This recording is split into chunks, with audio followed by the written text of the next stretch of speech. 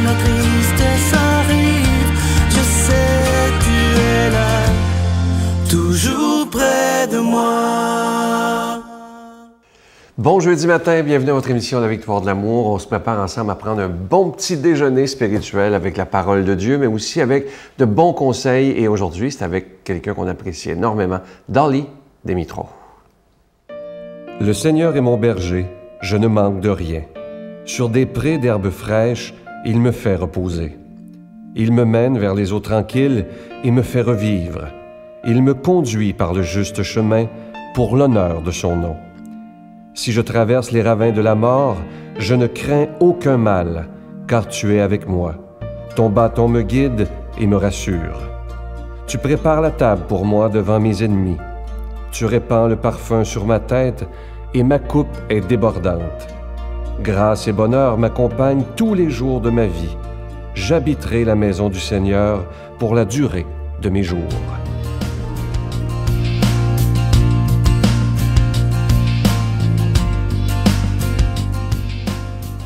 Bon matin, bonne journée. Ah, la dignité. Il y a des gens qui vont dire la dignité égale le respect.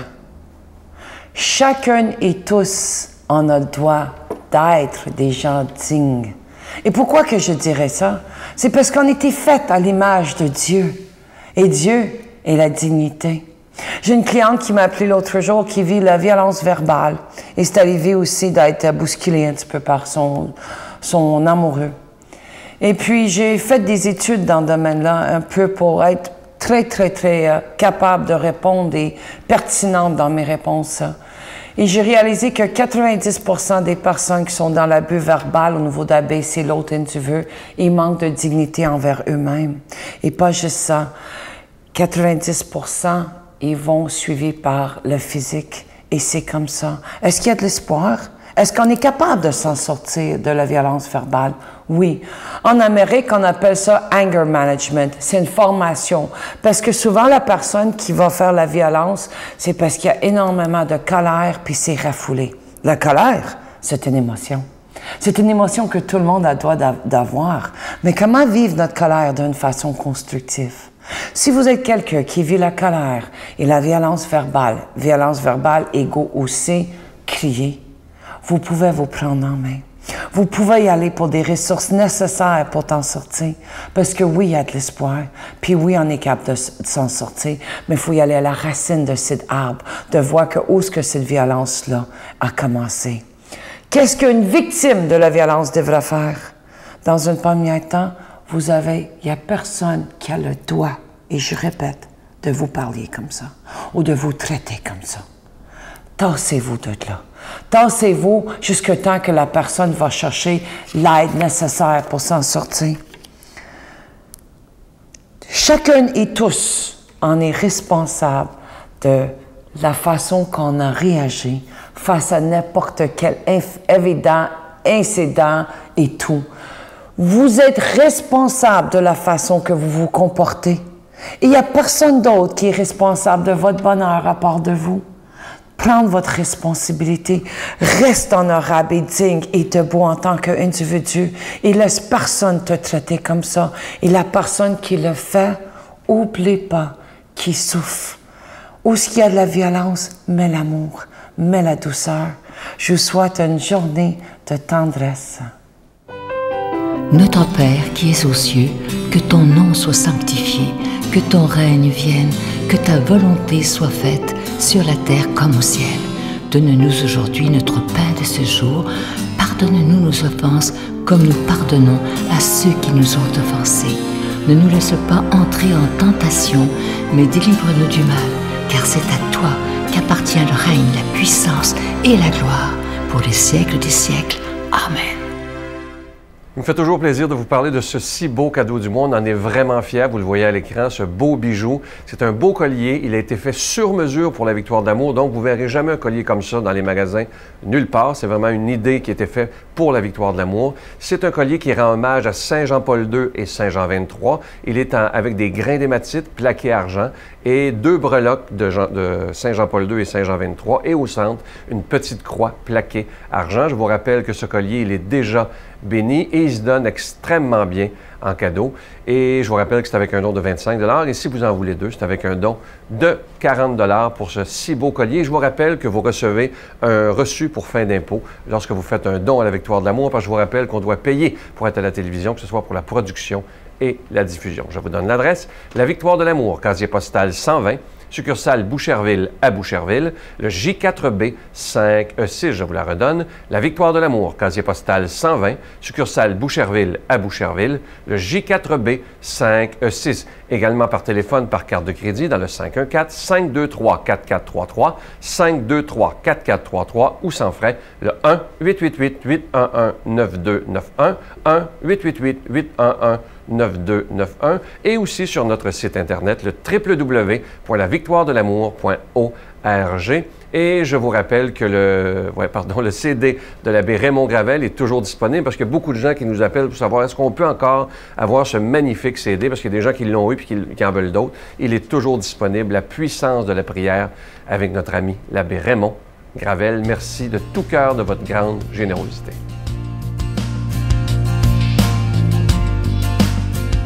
Mon Dieu, donnez-moi la sérénité d'accepter les choses que je ne peux changer, le courage de changer les choses que je peux et la sagesse d'en connaître la différence.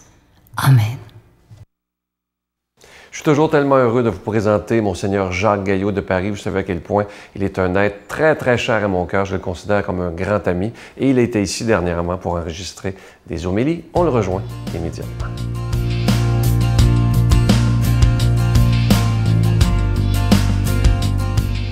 Évangile selon saint Matthieu.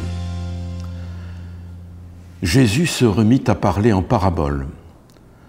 Le royaume des cieux est comparable à un roi qui célébrait les noces de son fils. Il envoya ses serviteurs pour appeler à la noce les invités, mais ceux-ci ne voulaient pas venir. Il envoya encore d'autres serviteurs dire aux invités « Voilà, mon repas est prêt, mes bœufs, mes bêtes grasses sont égorgés, tout est prêt, venez au repas de noces. » Mais ils n'en tinrent aucun compte et s'en allèrent l'un à son champ, l'autre à son commerce. Les autres empoignèrent les serviteurs, les maltraitèrent et les tuèrent. Le roi se mit en colère, il envoya ses troupes, fit périr les meurtriers et brûla leur ville. Alors il dit à ses serviteurs, « Le repas de noces est prêt, mais les invités n'en étaient pas dignes. Allez donc aux croisées des chemins, tous ceux que vous rencontrerez, invitez-les au repas de noces. » Les serviteurs allèrent sur les chemins, rassemblèrent tous ceux qu'ils rencontrèrent, les mauvais comme les bons, et la salle de noces fut remplie de convives. Le roi entra pour voir les convives. Il vit un homme qui ne portait pas le vêtement de noces, et il lui dit « Mon ami, comment es-tu entré ici sans avoir le vêtement de noces ?» L'autre garda le silence. Alors le roi dit aux serviteurs, « Jetez-le, pieds et poings liés, dehors, dans les ténèbres, là il y aura des pleurs et des grincements de dents. Certes, la multitude des hommes est appelée, mais les élus sont peu nombreux. » Mes amis, nous sommes peut-être encore en vacances, en ce mois d'août finissant. Nous faisons la mémoire du pape Saint Pie X, qui est le pape de la communion fréquente. Et c'est grâce à lui que des enfants purent communier très tôt.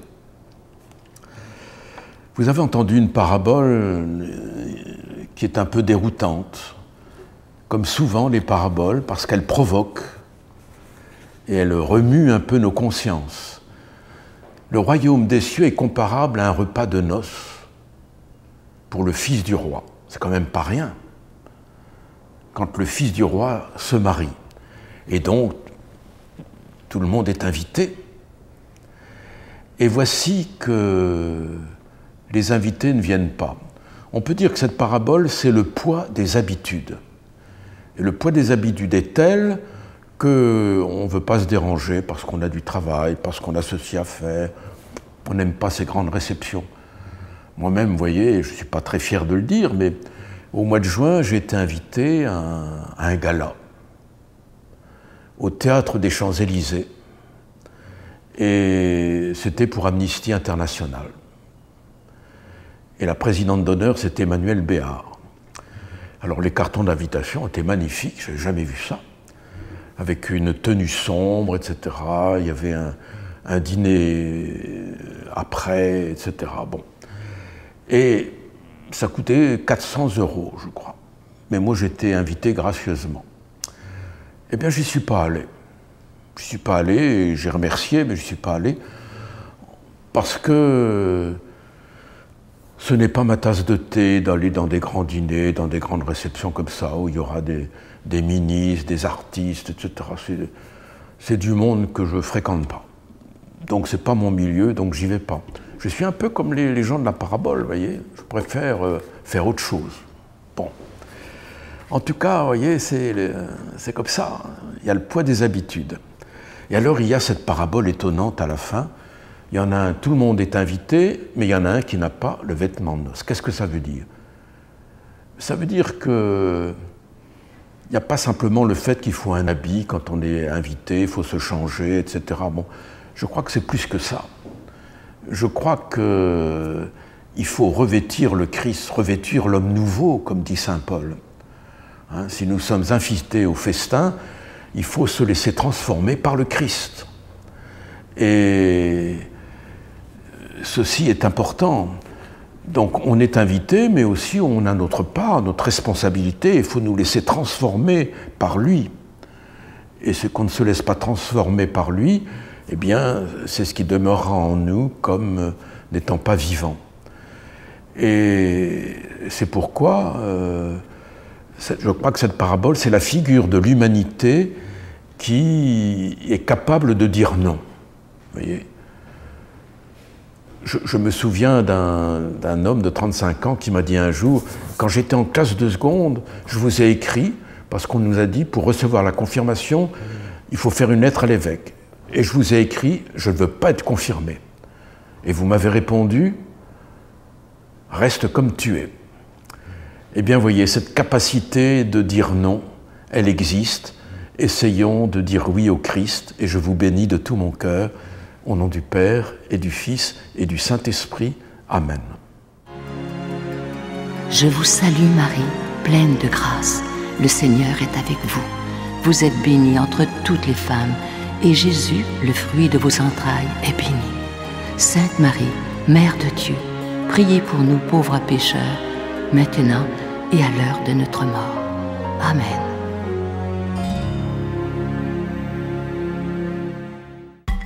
Que tes îles sont belles, Seigneur. Venez vivre une semaine de réflexion spirituelle remplie d'amour et de paix, dans une ambiance fraternelle. Pour une 20e année consécutive, la Victoire de l'amour, en collaboration avec Voyage Intermission, vous invite à son ressourcement annuel à bord du Celebrity Reflection du 10 au 17 janvier 2015. Au départ de Miami, nous ferons escale à Puerto Rico, Saint-Thomas et Saint-Martin, en compagnie de Sœur Angèle, Sylvain Charon et la présence exceptionnelle de l'abbé Robert Jolicoeur. Réservation avec Voyage Intermission au 514-288-6077 ou sans frais au 1-800-465-3255.